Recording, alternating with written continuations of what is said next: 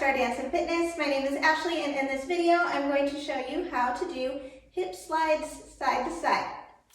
Now the point of this movement is to slide the hips side to side, keeping them parallel to the floor. So we're not trying to lift and create this diagonal, we're just sliding straight across. So we'll start out with your feet together, or you can have them just maybe slightly further apart than we normally would. Bend the knees, tuck the pelvis into neutral so hips are directly under the shoulders. Core is engaged, but not, completely tucked forward. It's engaged. Extend the rib cage, lift the chest, and we're just gonna try to slide the hips as if somebody's got a string attached to each side, and they're gonna slide straight across, pulling it this way. So we're gonna slide all the way until you feel you're at the end of your range of motion, which is when you'll feel like your obliques here tighten. And if you go further, it's like your body's gonna want to tilt. We don't wanna do that. We wanna keep our chest lifted and our upper body is not moving at all. Belly button's pulled in and just sliding the hip to the side and to the other side, trying to keep this line, the line at the top of your pants or whatever you've got on your hips, parallel to the floor. Now when I do this, I am shifting my weight on my feet. So as I slide to the right, my weight is shifting to the right. I'm not bending this knee as I slide across, even though sometimes that feels like it would be more comfortable to slide across and release this other leg. But we don't want to do that, because if I slide across, normally I'm going straight. If I slide across and release that leg at the end to pop the hip out, then it lifts.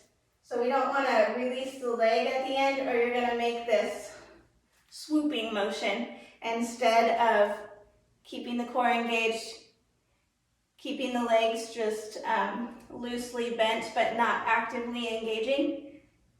Then you'll be able to slide side to side. Okay?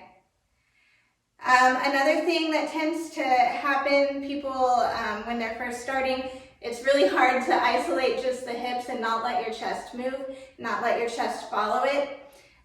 So we're going to imagine someone is standing behind you and they're just kind of holding your torso in place, right? And then we've got some fence posts. I use this analogy a lot. There's fence posts. Put your hands on the fence posts. They can't go anywhere. We're just holding on to the fence posts and just sliding the hips side to side, okay? So that's one way you can kind of practice it, to try to isolate just the hips and keep the upper body immobile, just stable there, so that you can do whatever you want with it later, and whatever movement you're doing with your hips won't get all messed up, right? So just sliding side to side.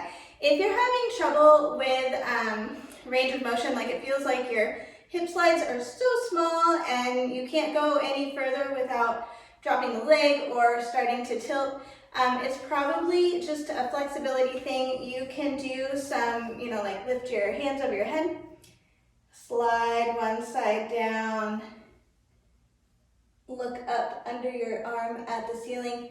This is a good stretch for your whole side body here.